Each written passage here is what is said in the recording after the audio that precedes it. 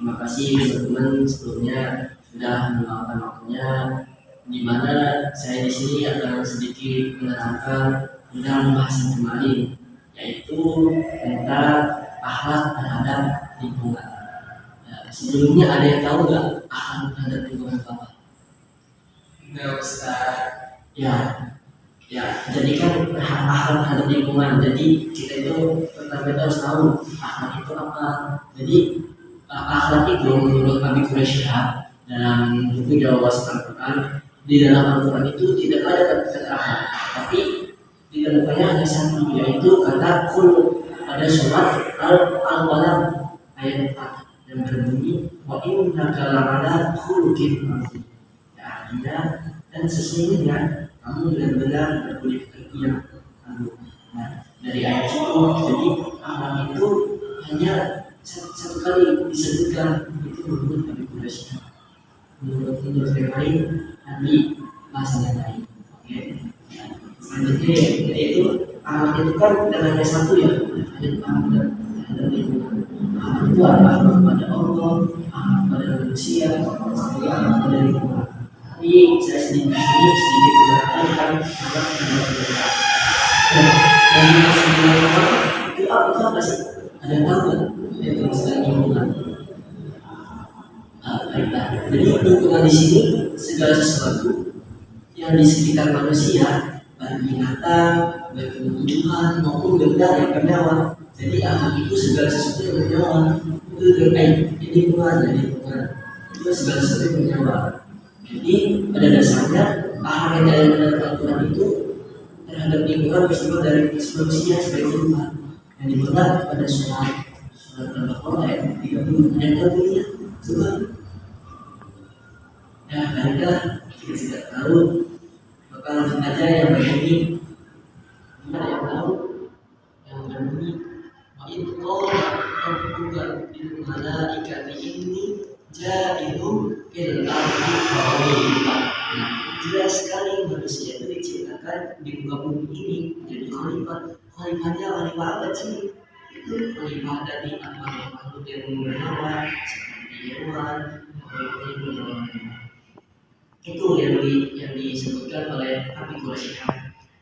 Ada jadi khalifah di sini mempunyai arti pengayoman, pemeliharaan, serta bimbingan agar makhluk mencapai tujuan penciptaan. Jadi makhluk itu kan diciptakan untuk apa? Nah, makhluk diciptakan untuk apa? Ya, pada dasarnya makhluk itu diciptakan untuk bersembahyang pada Allah. Nah, selanjutnya kewajiban manusia untuk berakhlak kepada alam sekitar. Nah, kita juga ada kewajibannya untuk berakhlak pada alam sekitar. Yang pertama, bahwa manusia hidup dan mati berada di muka bumi. Jadi kita itu harus berakhlak kepada bumi. Kita jangan sembarangan terhadap bumi. Terus yang kedua, bahwa Allah merupakan salah satu tokoh yang dibicarakan oleh Al-Quran. Nah, Allah merupakan salah satu tokoh yang dibicarakan oleh Al-Quran, yaitu Allah SWT memerintahkan kepada manusia untuk menjaga kelestarian alam seperti dan khusus. Jadi Allah itu membicarakan segala sesuatu yang ada di muka bumi ini. Tidak dibiarkan saja. Itu saja. Itu yang keempat, Allah memerintahkan kepada manusia untuk mengambil manfaat yang sebesar-besarnya dari alam agar kehidupan menjadi makmur. Jadi segala sesuatu penyakit manusia itu sebenarnya itu ada obatnya apa? Obatnya alam ini, cuma kita belum tahu aja apa obatnya.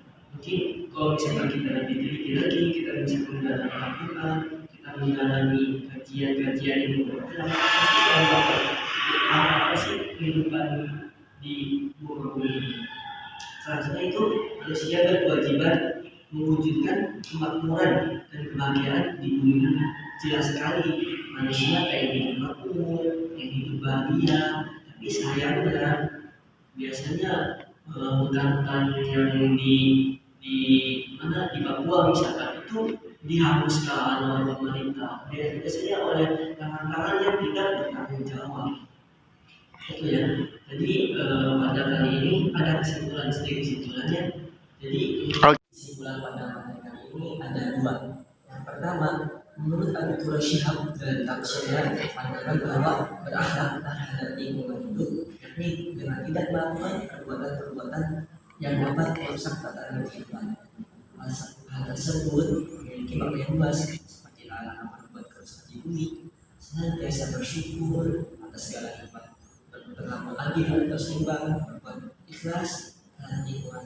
Nah, dan juga menurut Abi Quraish juga dalam memahami ayat Al-Quran tetap memperhatikan ayat-ayat sebelumnya dan sebelumnya. Jadi ketika kita menafsirkan ayat itu, jangan mengambil satu ayat, misalkan ayat Al-Baqarah ayat 30, jangan asal mengambil ayat 30 tapi dia ke ayat sebelumnya, dia ke ayat sesudahnya. Itu menurut Abi Quraish.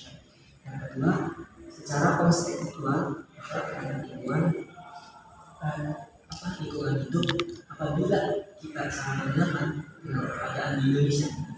Jadi mengenai Indonesia, melihat kondisi masyarakat yang kini merajalela kemaksiatan, kemaksiatan merajalela, kerusakan di mana-mana, keegoisan dan kedurhakaan yang mengakibatkan kerusakan di bumi ini semakin ancur, baik daratan maupun di lautan.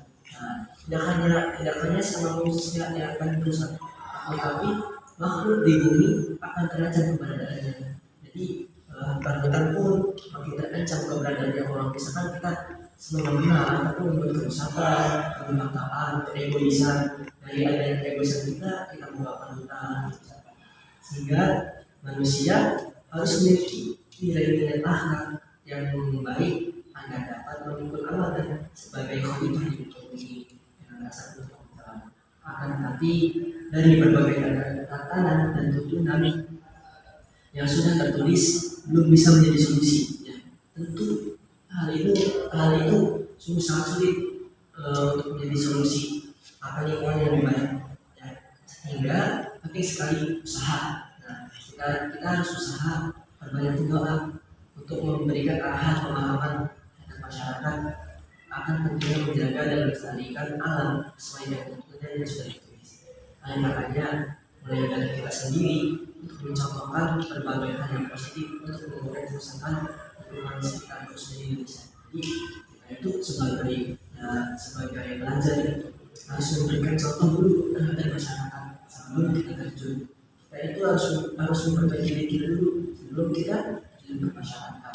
Dan tibalah di akhir pengajian yaitu penutup, di mana pada kali ini saya ucapkan pertama banyak terima kasih pada teman-teman selama waktunya. Yang kedua, mudah-mudahan apa yang saya sampaikan dapat menjadi amal kebaikan di akhirat kelak. Amin. Sekiranya kurang lebih mohon maaf. Assalamualaikum warahmatullahi wabarakatuh. Waalaikumsalam.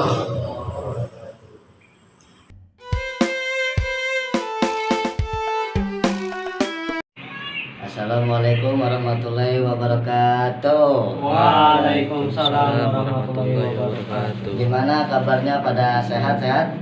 Sehat. Boleh memperkenalkan diri? Boleh.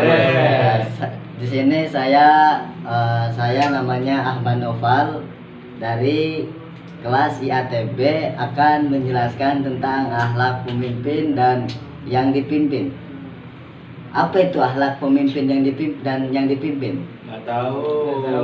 Sebelum itu saya akan memaparkan akhlak pemimpin terlebih dahulu. Di dalam kitab Ihya Ulumuddin karangan Imam Ghazali dijelaskan bahwa wal milku wad dinu taw amani fad dinu asdun wa sultanu harisun wa ma la aslalahu famahdumun wa ma la harisalahu fadaiun. Artinya, negara dan agama adalah saudara kembar. Tahu saudara kembar? Nggak tahu. Gimana? Nanti saya jelaskan. Agama merupakan dasar, sedangkan negara adalah penjaganya. Sesuatu yang tanpa dasar akan runtuh dan dasar tanpa penjaganya akan hilang. Jadi apabila kita tanpa dasar, mengaji tanpa dasar itu akan sulit.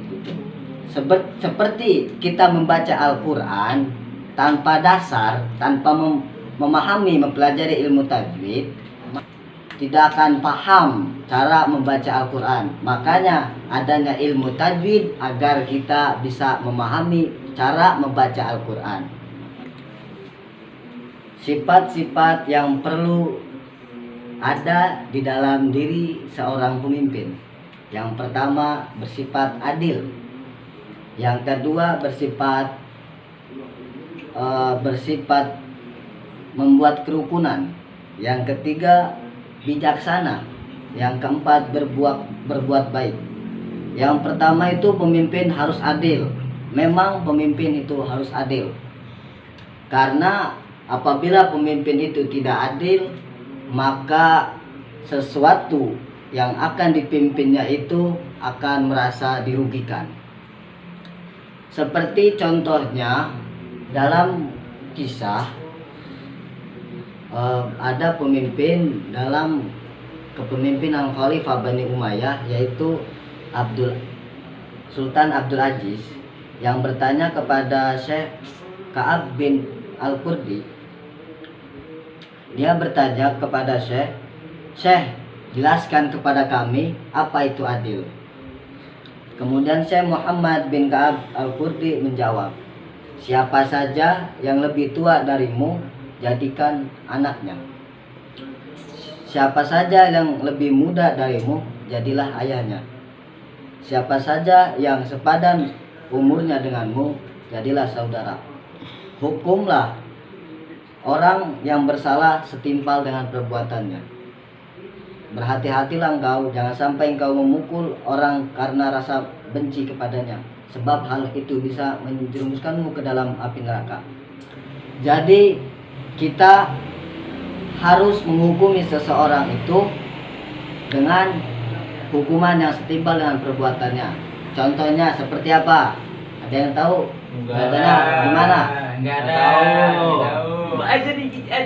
Contohnya itu seperti maling. Dalam hukum Islam, maling itu dihukumi yaitu potong tangannya. Apabila dia memaling sesuatu, dia dipotong tangannya. Di dalam hukum negara, seorang maling akan dihukum, yaitu bisa jadi dia dipenjara 1 tahun atau didenda dengan berdasarkan hukum negara tersebut, gitu. Jadi apabila ada seorang maling nih, Ya. maka negara itu menghukuminya dipenjara atau didenda. Tidak boleh negara itu menghukuminya dia langsung dipancung, karena itu tidak sepadan dengan hukuman yang dilakukannya. Berarti kita itu sebagai pemimpin harus adil. Tidak boleh kita, karena kita membenci dirinya, dia itu karena kita benci, dia pernah melakukan sesuatu kepada kita, terus kita menghukumi dia itu yang lebih berat dari yang seharusnya hukuman tersebut. Paham semuanya? Paham. Kita lanjutkan. Yang kedua yaitu akhlak yang dipimpin.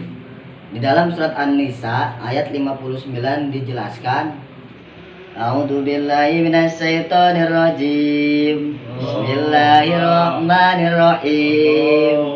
Ya ayyuhalladzina amanu atii'ullaha wa atii'ur rasula wa ulil amri minkum.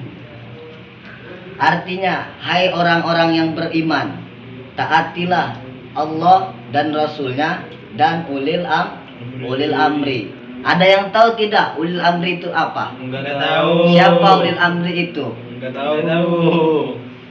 Ulil amri itu menurut Ibnu Jarir At-Tabari menyebutkan bahwa sebagian ulama berpendapat bahwa ulil amri itu adalah ulama. Ada yang menyebutkan lagi, sebagian ulama yang menyebutkan bahwa ulil amri itu adalah umaro. Ada yang menyebutkan lagi bahwa ulil amri itu adalah ahli din wal ahli fuqaha, ahli agama dan ahli fikih. Menurut Ibnu Katsir mengutip sejumlah hadis mengenai makna ulil amri, Ibnu Katsir ini menyimpulkan bahwa ulil amri itu menurut zahirnya adalah ulama. Sedangkan secara umum ulil amri itu adalah umaro dan ulama. Jadi kita sebagai warga yang bernegara harus mentaati ulil amri. Siapa itu ulil amri? Ulil amri itu adalah umaro dan ulama. Sekarang ini lagi banyak yang terkena COVID. Kita disuruh oleh pemerintah harus menetap di rumah, menggunakan masker, mencuci tangan pakai sabun, menjaga jarak. Itu kita harus mentaati karena itu perintah ulil amri. Di Qur'annya kan sudah jelas bahwa kita sebagai warga yang bernegara harus mentaati ulil amri. Makanya kita kalau mau berpergian keluar rumah harus memakai masker gitu. Gimana semuanya udah paham tentang akhlak pemimpin dan yang dipimpin? Ada. Sebelum saya tutup, apakah ada yang ingin bertanya? Saya ingin bertanya. Apa yang ingin ditanyakan? Terkait tadi penjelasan yang sudah dipaparkan oleh Kakang. Sekarang banyak sekali pemimpin-pemimpin di negara Indonesia ini tidak semuanya sepenuhnya menggunakan sistem nilai-nilai Islam. Nah, bagaimana caranya Kakang, menurut pandangan Kakang gitu, agar pemimpin-pemimpin yang ada di Indonesia ini, baik itu di ranah besar ataupun di ranah kecil, bisa memberikan potensialnya secara nilai-nilai Islam dalam kepemimpinannya. Nah, tadi kan Kakang menjelaskan bahwa akhlak pemimpin itu harus adil, ya kan? Nah, ini yang menjadikan pelik terhadap negara kita. Banyak pemimpin-pemimpin sekarang ini dijaskan itu tidak mempunyai suatu keadilan. Nah, bagaimana menurut Kakang gitu, pandangan Kakang pemimpin dengan menggunakan sistem nilai-nilai Islam itu seperti apa? Mungkin seperti itu. Terima kasih. Sebenarnya Belajar, di Indonesia ini hukumnya sudah sejalan dengan hukum Islam. Tinggal orang-orangnya ini yang melakukan hukum tersebut, apakah dia sudah melakukan hukum tersebut atau tidak, segitu. Gimana saudara? Apakah sudah paham? Paham. Terima kasih, Kang. Ya, sama-sama. Baiklah, segitu saja ya. Mohon maaf atas segala kekurangannya. Wallahul muwaffiq ila aqwamit thoriq. Assalamualaikum warahmatullahi wabarakatuh. Waalaikumsalam warahmatullahi wabarakatuh.